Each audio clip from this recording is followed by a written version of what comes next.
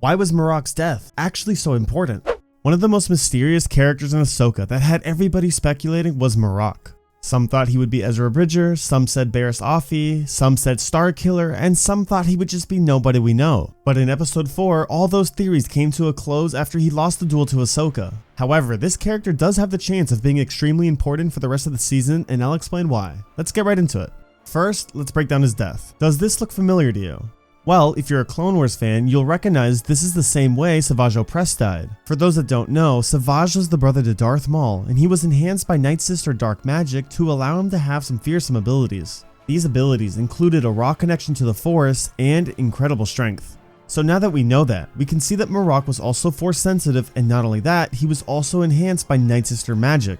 Now, for those that don't know, the Night Sisters were known as the Witches of Star Wars. They were magic-wielding Force users that lived on the planet of Dathomir. The Night Sisters had a very powerful army for many years, until the Clone Wars when Count Dooku sent General Grievous and the droid army to wipe out their people. After this event, there were only a few Night Sisters who survived, and Morgan Elsbeth was one of them. So going back to Marrok, this is where it gets crazy. The name Marrok was originated to King Arthur's table. Marrok was a human that became a werewolf for 7 years. A spell was cast on him by his wife Morgan, who ended up being a witch by the way. So this created Marrok to become a werewolf. So now that we know this, the name Morgan is way too much of a coincidence not to tie the two together. But why is all this information important? Marrok is dead. What could this possibly mean for the remainder of the series? Well, I want you to take a look at something. Perhaps it's time we look to new leadership.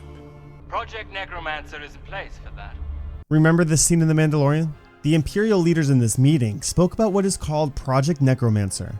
Now, while it's not confirmed, many believe this was the project that included the ultimate plan to resurrect Palpatine. This would be done through cloning, as we saw in the sequels. Moff Gideon then says this: I account for what goes on in my sector.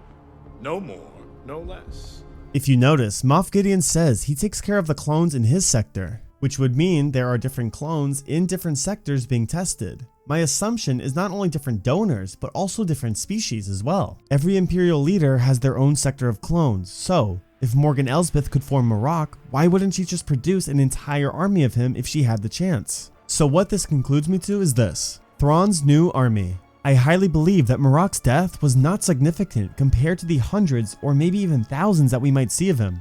Regardless of Thrawn being in a different galaxy, Morgan has a plan, and she knows herself, Baylan, Shin, and a few HK droids could not take down the New Republic on their own.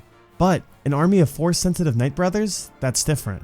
I do believe Thrawn will be prepared if there is a war, and with the witchcraft that Morgan has, the opportunities to create an army of Night Brothers is endless. What do you think about this theory? Do you think this could be possible, or are you convinced that Marrok is fully dead and he won't be coming back in any way? Let me know in the comments below. Thanks for watching, and may the Force be with you always.